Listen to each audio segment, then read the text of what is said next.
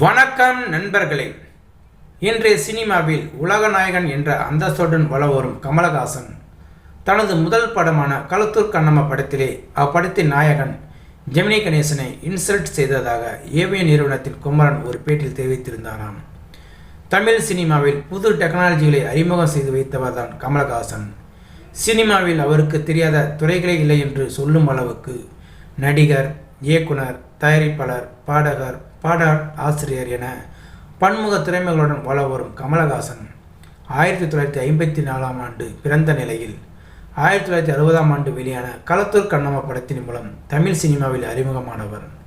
அதனைத் தொடர்ந்து பல படங்களில் குழந்தை நட்சத்திரமாக நடித்திருந்த கமலஹாசன் இன்று தமிழ் சினிமாவில் அடையாளமாக திகழ்கிறார். அதே சமயம் தனது முதல் படத்தில் நாயனாக நடித்த ஜெமினி கணேசனை இன்சல்ட் செய்துள்ளாராம். பீம்சிங் இயக்கத்தில் வெளியான இந்த படத்தில் ஜெமினி கணேசன், சாவித்திரி இணைந்து நடித்திருந்த நிலையில் ஜெமினி கணேசனின் மகனாக கமலஹாசன் நடித்திருப்பாராம். இந்த படத்தில் அம்மாவும் நீயே அப்பாவும் நீயே அன்புடனே ஆதரிக்கும் தெய்வமும் நீயே என்று கமலஹாசன் பாடுவது போன்று வரும் ஒரு பாடல் இன்றும் ரசிகர்கள் மத்தியில் நல்ல வரவேற்பு பெற்று வருகின்றன.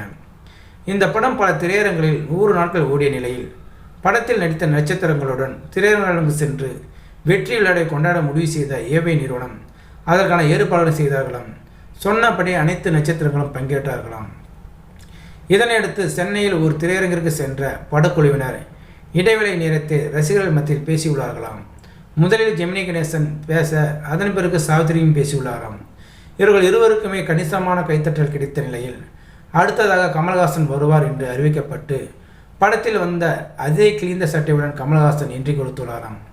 அவர் வரும்போது பின்னணியில் அம்மாவும் நீயே அப்பாவும் நீயே அன்புடனே ஆதரிக்கும் தெய்வமும் நீ என்ற பாடலை போட்டுள்ளார்களாம்.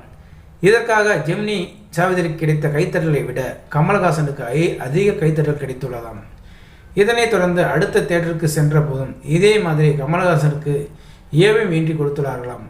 அங்கேயும் கமலஹாசனுக்கு அதிக பாராட்டுகள் குவிந்துள்ளதாம். இதனைத் தொடர்ந்து சென்னையில் 3வது ஒரு தேட்டருக்கு செல்லும் போது ஜெமினி கணேசன், சாவித்திரி இருவரும் வரவில்லை. இது குறித்து அவரிடம் கேட்டபோது, சின்ன பையன், அவனுக்கு அதிக பில்டப் கொடுத்து என்னை அசிங்கப்படுத்துறீங்க, என்னை விட்டுவிடுங்கள், என்னால் வர முடியாது என்று கூறியுள்ளாராம். அதன் பிறகு படக்குழு பல திரையரங்குகளுக்கு சென்றாலும் ஜெமினி, சாவித்திரி இருவரும் பங்கேற்கவில்லை என்று ஏவிஎம் குமரன் கூறியுள்ளாராம்.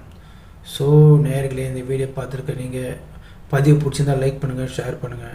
இந்த வீடியோ பற்றின கருத்துக்களை கமெண்ட் பாக்ஸில் கமெண்ட் பண்ணுங்கள். அப்படியே பக்கத்தில் இருக்க பெல் சிம்மை கிளிக் பண்ணுங்கள்.